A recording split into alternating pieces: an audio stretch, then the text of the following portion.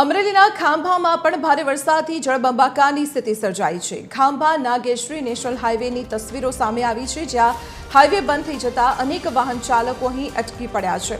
પુલનું ધોવાણ થઈ ગયું છે, વાહન વ્યવહાર તેના કારણે ખોરવાઈ ગયો છે।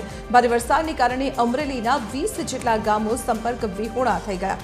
ખાંભા નાગેશ્રી હાઈવેની આ તસવીરો કે જ્યાં રસ્તો ધોવાતા લોકોનું જે અવર જવર છે તે પ્રભાવિત થઈ છે। અમરેલીના કુલ 20 જેટલા ગામો છે કે જેઓ રસ્તાઓ ધોવાતા સંપર્ક વિહોણા બન્યા છે।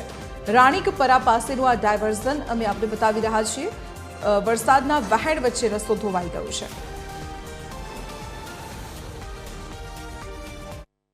જે રીતે હવામાન વિભાગે જે આગાહી આપી હતી એ પ્રમાણે જ અમરેલી જિલ્લાની અંદર હાલ અત્યારે ગત રાત્રિથી મુશળધાર જે વરસાદ પડ્યો છે। સૌથી વધુ રાજુલા અને ખાંભા વિસ્તારની અંદર આ જે વરસાદ પડ્યો છે। જોકે આ ખાંભા નાગેશ્રી અને ચોટીલા જવાનો મુખ્ય નેશનલ હાઈવે જે 351 નેશનલ હાઈવે છે એનો જે ડાયવર્ઝન આપેલું છે તેનું ધોવાણ થયું છે। વાહન વ્યવહાર અહીંયા ખોરવાયો છે અને 15 થી 20 જેટલા ગામો છે આ ગામો જવા આવવાનો જે મુખ્ય રસ્તો જોડાયેલા છે। અત્યારે આ ગામો નો વાહન વ્યવહાર અત્યારે ઠપ્યો। અત્યારે અહીંના સ્થાનિક જ આપણી સાથે જોડે છે, એની સીધી વાત કરશું। શું કહેશો સાહેબ? અમારે આ હાઈવે છે નીકળો ધોવાઈ ગયો છે, એની માટે માણસો અત્યારે બહુ હાલાકી છે। એક ગાડી છે હાલે એમ નથી, માણસો હાલે એમ છે અત્યારે બહુ ભારે।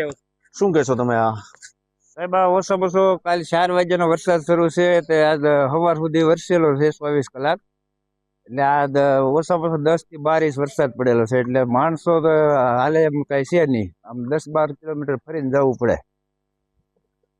આ નેશનલ હાઈવે જે છે તે અહીંથી નાગેશ્રી ચોટીલા જવાનો મુખ્ય નેશનલ હાઈવે છે અને આ નેશનલ હાઈવેનું જે ડાયવર્ઝન આપેલું હતું એ ડાયવર્ઝનનું ધોવાણ થઈ ગયું છે। વાહન વ્યવહાર તો ઠીક છે, પણ લોકોને આ ચાલીને આવવા જવા માટે પણ આ મુશ્કેલી પડે છે। અહીંથી 15 થી 20 જેટલા ગામડાઓ છે, આ ગ્રામ્ય લોકોને જ્યાં જોડતો મુખ્ય રસ્તો છે, હાલ અત્યારે એ ગામડાઓ સંપર્ક વિહોણા આપણે કહી શકીએ। પરંતુ જે ગત રાત્રિના જે મુશળધાર વરસાદ પડ્યો છે એના જ આ દ્રશ્યો અત્યારે જણાઈ રહ્યા છે। પરેશ પરમાર, 13 ગુજરાતી।